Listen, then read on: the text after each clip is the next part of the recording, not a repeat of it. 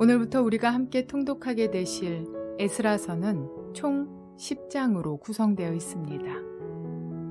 예레미야에게 주신 바벨론 포로 귀환의 약속의 성취와 함께 성전 건축에 관한 내용들이 기록됩니다. 예레미야부터 에스겔과 다니엘까지 하나님의 사람들이 조국 이스라엘을 위해 흘린 눈물과 땀의 나날들이 모여서 그렇게 70년의 세월이 흘렀습니다. 하나님께서 말씀하신 기간이 채워진 바로 그 시점에서 페르시아 왕 고레스는 바벨론의 느부갓네살 왕이 포로로 잡아온 사람들을 본국으로 귀환시키려는 정책을 시행합니다. 특별히 오늘 함께 통독하게 되실 에스라 1장과 2장의 내용은 이러합니다. BC 537년 고레스 왕은 유대 민족을 본국으로 돌려보내며 하나님의 성전 건축을 허락합니다. 에스라 1장에서 4장까지는 페르시아에서 1차로 예루살렘 귀환한 재건 공동체가 성전의 주초를 놓는 시점까지를 기록하고 있습니다. 고레스의 조서를 받고 페르시아 각처에서는 예루살렘으로 올라가서 주님의 성전을 지으려고 하는 모든 사람이 길을 떠날 채비를 하였습니다. 이들은 거룩한 꿈을 품은 자들로서 바벨론에서 이미 성공한 자들이었지만 자신들이 쌓아온 모든 기득권을 포기하고 일어난 것입니다. 이 첫 번째 귀환은 총독 수룹바벨과 대제사장 예수아의 인도 아래 이루어집니다. 고국으로 돌아가는 그 길의 발걸음에는 열정과 희망이 가득 차 있습니다. 이어지는 에스라 2장에서는 귀하고 소중한 이들의 명단이 나옵니다. 바벨론 포로 생활에서 믿음으로 연단된 사람들의 명단입니다. 황폐한 성을 위하여 일어선 회중의 합계가 42,360명이었다고 기록되고 있습니다. 이러한 내용들을 기억하셔서 통독에 도움이 되시기를 바랍니다. 에스라 1장. 페르시아 왕 고레스가 왕위에 오른 첫 해이다. 주님께서는 예레미야를 시켜서 하신 말씀을 이루시려고 페르시아 왕 고레스의 마음을 감동시키셨다. 고레스는 온 나라에 명령을 내리고 그것을 다음과 같이 조서로 써서 돌렸다. 페르시아 왕 고레스는 다음과 같이 선포한다. 하늘의 주 하나님이 나에게 이 땅에 있는 모든 나라를 주셔서 다스리게 하셨다. 또 유다에 있는 예루살렘에 그의 성전을 지으라고 명하셨다. 이 나라 사람 가운데서 하나님을 섬기는 모든 사람은 유다에 있는 예루살렘으로 올라가서 그곳에 계시는 하나님, 곧 주 이스라엘의 하나님의 성전을 지어라. 그 백성에게 하나님이 함께 계시기를 빈다. 잡혀온 하나님의 백성 가운데서 누구든지 귀국할 때에 도움이 필요한 사람이 있으면 그 이웃에 사는 사람은 그를 도와주어라. 은과 금과 세간과 가축을 주고 예루살렘에 세울 하나님의 성전에 바칠 자원예물도 들려서 보내도록 하여라. 그때 유다와 베냐민 가문의 우두머리들과 제사장들과 레위 사람들과 하나님께 감동을 받고 예루살렘으로 올라가서 주님의 성전을 지으려고 하는 모든 사람이 길을 떠날 채비를 하였다. 이웃 사람들은 자원예물 외에도 은그릇과 금과 세간과 가축과 여러 가지 진귀한 보물을 주어서 그들을 도왔다. 더욱이 고레스 왕은 주님의 성전에 속하여 있던 여러 가지 그릇까지 꺼내어 오게 하였는데 그것들은 느부갓네살이 예루살렘에서 가지고 가서 자기의 신전에 둔 것이었다. 페르시아 왕 고레스는 재무관 미드르닷을 시켜 그 그릇들을 꺼내어 낱낱이 세어서 유다 총독 세스바살에게 넘겨주게 하였다. 넘겨준 물품은 다음과 같다. 금접시가 30개요, 은접시가 1000개요, 칼이 29자루요, 금대접이 30개요, 다른 것으로 대신 보충한 은대접이 410개요. 그 밖에 다른 그릇이 1000개이니 금그릇과 은그릇은 모두 5400개이다. 세스바살은 포로로 잡혀간 이들을 바벨로니아에서 예루살렘으로 데리고 올 때에 이 그릇을 모두 가지고 왔다. 에스라 2장. 바벨로니아 왕 느부갓네살에게 사로잡혀 바벨로니아로 끌려간 사람 가운데서 많은 사람이 바빌로니아 각 지방을 떠나 저마다 고향 땅인 예루살렘과 유다로 돌아왔다.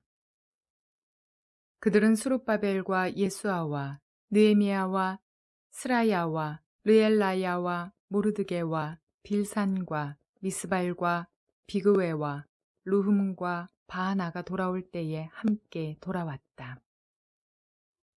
이스라엘 백성의 명단과 수는 다음과 같다.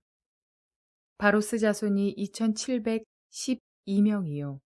스바랴 자손이 372명이요. 아라 자손이 775명이요.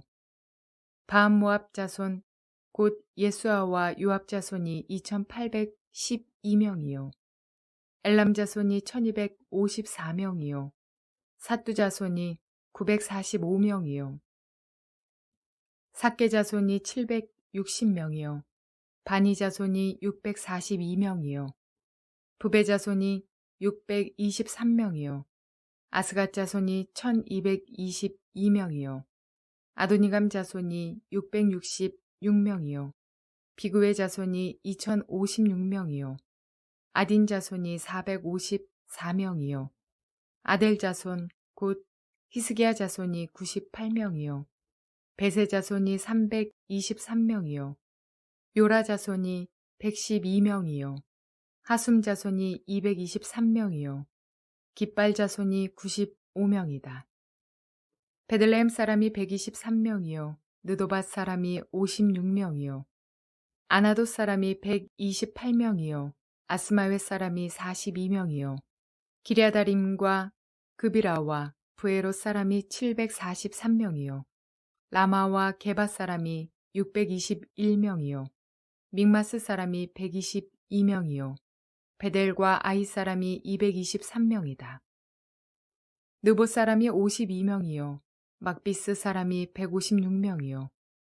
다른 엘람 사람이 1254명이요. 하림 사람이 320명이요. 로드와 하딧과 오노 사람이 725명이요. 여리고 사람이 345명이요. 스나아 사람이 3630명이다. 제사장은 예수아 집안 여다야 자손이 973명이요. 인멜 자손이 1052명이요. 바수울 자손이 1247명이요. 하림 자손이 1017명이다. 레위 사람은 호다위아의 자손들인 예수아와 간미엘 자손이 74명이요. 노래하는 사람은 아삽 자손이 128명이요. 성전 문지기는 살롬 자손과 아델 자손과 달문 자손과 악굽 자손과 하디다 자손과 소베 자손인데 모두 139명이다. 성전 막일꾼은 시아 자손과 하수바 자손과 답바옷 자손과 게로스 자손과 시아아 자손과 바돈 자손과 르바나 자손과 하가바 자손과 악굽 자손과 하갑 자손과 사물레 자손과 하난 자손과 깃델 자손과 가할 자손과 르아야 자손과 르신 자손과 느고다 자손과 갓삼 자손과 우사 자손과 바세아 자손과 베세 자손과 아스나 자손과 무우님 자손과 느부심 자손과 박북 자손과 하그바 자손과 할훌 자손과 바술롯 자손과 무히다 자손과 하르사 자손과 바르구스 자손과 시스라 자손과 데마 자손과 느시아 자손과 하디바 자손이다. 솔로몬을 섬기던 종들의 자손은 소대 자손과 하소베렛 자손과 부르다 자손과 야알라 자손과 다르곤 자손과 깃델 자손과 스바디아 자손과 핫딜 자손과 보게렛 하스바임 자손과 아미 자손이다. 이상 성전 막일꾼과 솔로몬을 섬기던 종의 자손은 모두 392명이다. 이 밖에 델멜라와 데라르사와 그룹과 앗단과 인멜 등 여러 곳에서 사람들이 왔지만 가문이 밝혀지지 않아서 그들이 이스라엘 자손인지 아닌지는 알 길이 없다. 그들은 들라야 자손과 도비야 자손과 느고다 자손인데 모두 652명이다. 제사장의 자손 가운데는 호바야 자손과 학고스 자손과 바르실레 자손도 있는데 이들 가운데서 바르실레는 길르앗 지방 사람인 바르실레 집안으로 장가를 들어서 장인의 이름을 이어받은 사람이다. 족보를 뒤져보았지만 그들은 그 조상이 확인되지 않았다. 그래서 제사장 직분을 맡기에는 적합하지 않다고 생각하여 그 직분을 맡지 못하게 하였다. 유다 총독은 그들에게 우림과 둠밈을 가지고 판결을 내릴 제사장이 나타날 때까지는 가장 거룩한 음식은 먹지 말라고 명령하였다. 돌아온 회중의 수는 모두 42,360명이다. 그들이 부리던 남녀종이 7,337명이고 그 밖에 노래하는 남녀가 200명이다.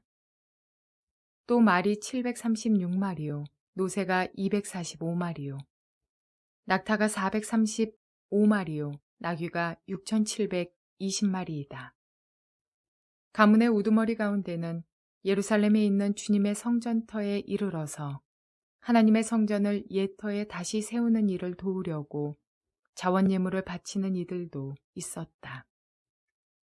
저마다 힘 잘하는 대로 건축 기금을 마련하니 금이 6만 1,000다릭, 은이 5천만에 제사장의 예복이 100벌이나 되었다.